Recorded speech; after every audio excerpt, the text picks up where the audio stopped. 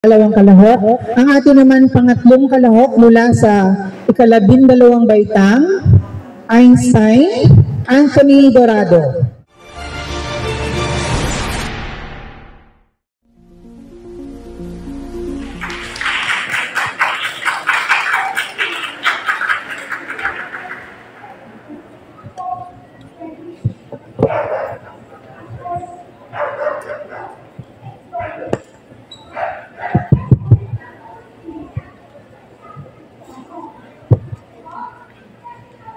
Tagalog, Pilipino, Filipino. Tila isang tao ang pambansang wika ng ating bansa. Habang lumilipas ang panahon, ito ay nagbabago, umuunlad at umuusbong. Tulad ang wika ay buhay at ang wika ay buhay. Gumagalaw mula sa bibig ng isa patungo sa tenga ng isa. Tulad ng tao, ang wika ay nagbabago ng anyo. Iniaangkot nito ang kanyang sarili sa mga pagbabago marka ng pagdaan taon. At katulad din ng tao, ang wika ay namamatay. Naabot ito ang katapusan sa kung saan wala nang ibon ang nais humunin nito o wala nang isda ang tumatangkilik dito. At ang mas malala, wala nang taong sumasambit ito. Mga mag-aaral, mga guro at mga hurado, isang mapagpalang araw sa ating lahat. Ako nga pala si Ginoong Anthony L. Dorado. Bagamat tapos na ang buwan ng Agosto, sabay-sabay pa rin natin ipagdiwang ang buwan ng wika para sa taon na ito. Bukod sa wikang Filipino, marami pang iba't ibang lingwahe at dialekto ang matatagpuan at maririnig sa kapuluan ng ating bansa.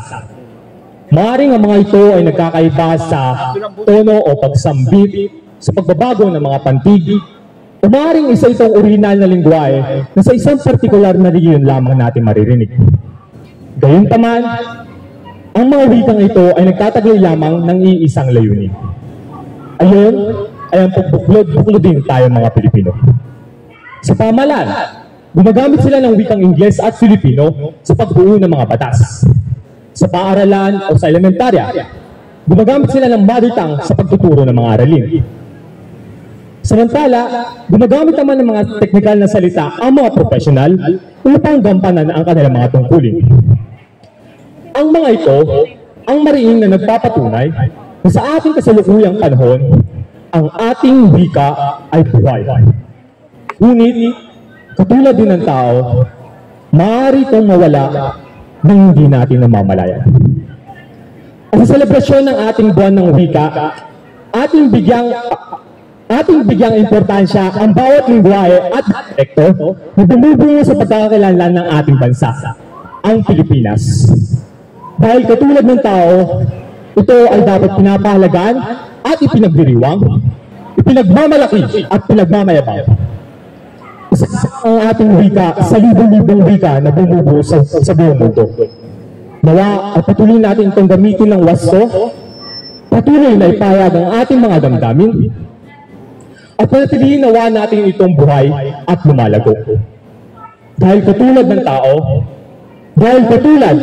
tao, ang wika ay puso. Muli ako si Ginoong Anthony L. Dorado. Maraming salamat sa inyong pakikinig.